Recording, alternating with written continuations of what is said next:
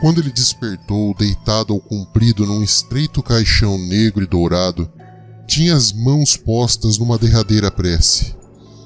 Lançou vagamente os olhos em torno, e em torno tudo era silêncio e treva. Procurou levar as mãos aos olhos, mas sentiu as mãos presas, sem movimento, e parece-lhe então que estava morto. Como é pesado o ar que respira, como é profunda a escuridão que o encerra. E onde está, no seu quarto, no seu leito, que estranha cama estreita e dura? E por que dorme calçado, e que vestes tão solenes? Terá vindo ébrio de alguma festa? E as mãos amarradas, e que falta de ar, ai, que dolorosa e lenta agonia! De novo distendeu os braços, mas a fita que os unia partiu-se, e as mãos geladas bateram de encontro às tábuas. Passou os frios dedos pelo rosto e retirou-os espantado, sentindo a face morta como de um cadáver. Veio-lhe à memória uma vaga lembrança de moléstia e de perda de sentidos. E sentiu sobre si uma tampa de caixão de defunto. Um medo contínuo de si próprio, um indefinível asco do cadáver que sente ao seu lado, assoberba-o. Rebenta o caixão, levanta-se, quer correr, mas bate de encontro a uma parede, uma fria e cinzenta parede de mármore. Rápida e rija vem-lhe a certeza de estar enterrado vivo, prisioneiro da morte, atirado num calabouço. No silêncio e na treva, entre a loucura e a morte, dá 2 passos, mas tropeça. Que será? E como seus pés tateassem na sombra, encontraram um degrau que subiram, depois outro, mais outros ainda. Oh, que sepultura profunda! Erguendo as mãos para o céu que está tão longe dos abismos, sentiu nas mãos a fria laje do teto. Em vão tenta erguê-la. Respira longos haustos por uma fresta aberta na pedra. Um novo esforço para erguê-la. Em vão. Uma sepultura de mármore, como que para guardar o corpo aos vermes e ao pó. Uma fresta por onde apenas entra o ar que prolonga a vida ao condenado. Uma escada que os passos sobem e inutilmente descem. Uma laje que se levanta para enterrar os mortos e que não ergue para salvar os vivos. Oh, essa sepultura é com certeza uma sepultura de igreja. E novamente luta para erguer a pedra, mas com o esforço inútil vem o cansaço, vem o abatimento, vem o desânimo. Então, como o inconsciente ou o muito atilado que, vendo os braços abertos, lívidos da morte, em vez de fugir aos braços se atira, ele resignadamente desce. Ao descer alucinado e cego, bate com o corpo no mármore da parede e grita. A sua voz sobe e desce, abafada como o eco de um trovão distante encerrado numa gruta profunda. Agora, sereno e calmo, como quem leva um sol apagado no coração e uma estrela sem luz em cada olhar, sobe de novo os degraus da vida e da morte. Nos primeiros momentos, com a calma e serenidade com que subira, junta ao intento a sua força, mas a pedra permanece impassível. A angústia do sofrimento prolongado destrói-lhe o sossego da ação. Com um doloroso esforço, engurgitadas as veias, os músculos retesados na onipotência de sua própria força, os olhos saltando das órbitas, procura num ansiado desespero levantar a pedra que talvez para sempre o encerra. Trabalho inútil. Parece que o pranto preso na garganta vai sufocá-lo, e sente uma a uma ensanguentarem-se, dilacerarem-se, largarem-lhe da carne as unhas. Impossível! Exausto de fadiga e dor, deixa-se abater, e o seu corpo doente, rolando de degrau em degrau como um fardo sinistro, vai parar ao pé da parede cinzenta e fria. Veio o sono. Veio seguindo a nébula do sono a doida fantasia do sonho. Era vago e tênue. Mas porque tão vago fosse, tão tênue, quase sem torturas, o espírito zombeteiro dos sonhos fê-lo aclarar-se. Assim como uma cidade que despe aos primeiros raios de sol a túnica de névoas em manhãs de frio. vai-se largamente o sonho dilatando, mas sempre duvidoso e cinzento. Era uma noite profunda iluminada de estrelas. O céu muito alto era como um imenso veludo macio. E o céu alto e a noite profunda cobriam e envolviam uma cidade estranha, mas que lhe não era de todo desconhecida. Havia velhos lugares que amava, e pelos sítios conhecidos nem viva alma, apenas sombras. Caminhava, e quando era grande a fadiga e o repouso que lhe abria os braços amigos, outros braços mais fortes o impeliam e uma sinistra voz bradava: "Marcha! Marcha!" As pernas pesavam, se entorpeciam. Desejos protetores de descanso inundavam-lhe o laço corpo. À proporção que atravessava caminhos, os caminhos mudavam. Eram jardins floridos e perfumados, prados extensos, longas campinas, casarios que fugiam na sombra. Outras vezes, charnecas adustas e ressequidas, betesgas exalando podridão. Passou por cemitérios e à sua passagem os defuntos erguiam-se, cobertos de pó e de segredo, acompanhando-o fantasticamente por dilatados e dolorosos momentos. As árvores tomavam assombradoras formas de avejões, e as estrelas, apagando-se no céu, deixavam o céu cinzento e frio como a mármore de sua sepultura tão fria e tão cinzenta. E entretanto, no silêncio, na noite e na treva, o defunto caminhava. De súbito, como aos olhos tontos e averiguadores do náufrago, aparece a orla branca de uma praia distante. No seu espírito cansado nasceu uma ideia feliz. Aquela noite de loucura e de assombramento marcava o aniversário de sua noiva, e por essa data tão formosa haveria uma formosa festa. Devia ser tarde e ansiavam por ele. Com uma força nova, um grande desejo de ver, de ouvir, de sentir, de querer, de palpitar, de amar e de viver, banhou-lhe a alma numa caliciosa sensação de vida. Apressou o passo, correu, mas voltando-se para trás, julgou ver na sombra uma sombra que resvalava. Levantaram-se-lhe os cabelos. O calafrio de medo correu-lhe o corpo de alto a baixo, e partiu assombrado numa carreira mal segura de perseguido. Batendo com os pés no solo, todo o solo ressoava ao contato como se os pés fossem de aço. Depois, com surpresa, sentiu-se leve, houve um suspiro de prazer e de alívio, e flutuando no espaço começou a voar.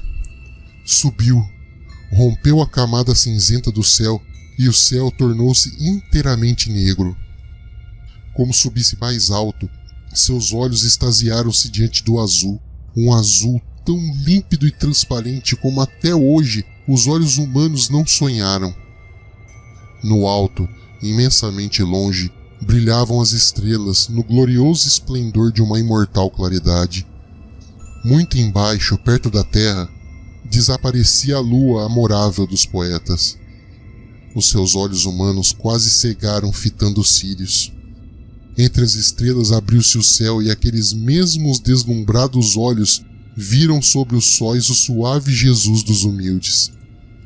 Perto de Cristo apareceram duas sombras que se foram corporificando e nas quais o defunto se reconheceu, a si e a sua noiva. Ela! Mas como? Se ele estava oculto ali, contemplando a felicidade do outro ele. Jesus sorriu. Jesus os abençoou, e eles voaram. Ah, se ele pudesse também seguir-lhes o voo! Quando quis voar, as asas se lhe desfizeram, e ele caiu, rolou, precipitou-se, tocou a terra, e partiu novamente, correndo pelas estradas solitárias e ermas. Voltando o rosto, viu outra vez na treva o mesmo vulto que o acompanhara. Dominado pelo medo, correu mais, até que numa curva do caminho, espessa sebe lhe tomou o passo. Retrocedeu, passou assombrado pelo vulto que lhe estendeu os braços e na mesma carreira fantástica atravessou planícies, estepe nuas, estradas mortas, frias e cinzentas. Lamentou a perda de suas asas felizes e lembrou-se da sombra que não deixava. Mas se ele estava morto, por que o perseguiam? Cada vez mais o vulto avançava, e era tão longe a casa de sua noiva. O vulto já ia tocá-lo. Mas ele era cadáver, e na sua qualidade de morto devia amedrontar os vivos. Voltou-se, mas quem quer que era riu-lhe diante da medrosa face. Mais intenso foi então o pavor de si mesmo e da sombra que devia ser a sua alma. E ela vinha resvalando na sombra, acompanhando. Estava perdido, já não tinha mais forças. Coragem! Uma luz brilhou ao longe. Oh, que deliciosa alegria! Era a casa de sua noiva. Mais um passo, avante! O alguém seguia-o, quase alcançando, mas estava a salvo. Era a casa dela, era o som da orquestra, era a luz intensa, era a salvação. Um pouco de ânimo, coragem. E antes de bater com o corpo nas lajes cinzentas e frias da sepultura, pareceu que o vulto perseguidor lhe abriu os braços. E também pareceu que eram os braços regelados da morte. Um raio de sol fino e tênue atravessava a fresta aberta da pedra. Despertou suado, ardendo em febre. Pelo seu rosto lívido andava molemente uma larva. Quis gritar, mas só lhe saiu da boca um grunhido surdo que o apavorou. Abriu os braços para certificar-se da vida e na treva os braços bateram contra a parede. Pensou então no seu sonho e tristemente verificou que era em verdade por aqueles dias o aniversário de sua noiva. Que data era de sua morte? Quem sabe se não era mesmo aquele dia festivo? Todo o passado irrompeu, tumultuando da sombra, e ele reviu as longas horas de contemplação ou de melancolia em que todo o seu ser era um crente adorando a um ídolo. E outra vez de repente voltou a encarar a sua situação de morto. Longas horas passaram, desaparecera o raio de sol, e um sino tangia ao longe, fúnebre e evocativo, os dobres que deviam ser os da Ave Maria. O som do triste bronze chegando aos seus ouvidos falava na vida e na liberdade. A liberdade, a delícia infinita. Ah, como era doloroso morrer assim, solitário, consciente, indefeso, abandonado, sem o prazer da luta, sem o esforço da salvação. E por que o enterraram vivo? 1000 vezes amaldiçoou a estupidez criminosa que o atirara à morte. Os soluços e as lágrimas rebentaram, e sofrendo sem termo e chorando sem esperança adormeceu, sem sentidos, esperando pela morte. Ao despertar na manhã do outro dia, viu a fita do sol, único que lhe levava à cova uma carícia de uma visita. Admirando-se de ainda estar enterrado, quis levantar-se e sentiu que desmaiava. Tinha uma fome devoradora e uma sede que o requeimava. Ah! 48 longas, intermináveis horas sem comer, sem beber, sem beber. Sentiu o estômago vazio e gelado e a língua ressequida estalava. De novo quis levantar-se, de novo ficou. O dia inteiro, longo como um deserto, a noite inteira, vazia como o silêncio, lhe passou. Ora em profunda sonolência, ora acordado, com a ânsia estranguladora de comer e de beber. Outra vez o sol que devia ser o dia, outra vez a manhã que devia ser a vida. O enterrado ouviu aos seus pés um guincho fino. Os olhos tiveram um rápido brilho de prazer e, estendendo as mãos crispadas, apanhou um rato, vivo e mole. Abrindo os lábios num sorriso que devia ser de imbecilidade, bestializado e faminto, levou o rato à boca. Frio, áspero, nojento, estrebuchando e guinchando entre os dentes. Oh, mas a sede que aquela carne repulsiva aumentara, a fome que ela fizera crescer. E então, num esforço hercúleo, ergueu-se, olhou a treva um instante, com um olhar profundo, calmo, parado.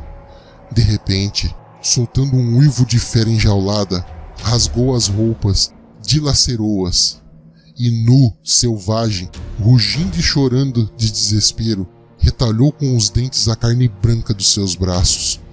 O sangue brotava em ondas rubras que espumavam, e ele o sorvia, atirando a cabeça de um lado para o outro, aparando-o para não perder uma gota, chupando aquele sangue que corria quente, espesso, vivo garganta abaixo, descendo para o estômago crispado pela fome. Um rugido mais rouco, 2 saltos contra a parede, onde repartiu a cabeça, de onde brotou mais sangue que lhe envolveu o rosto numa máscara vermelha. Enlouquecera.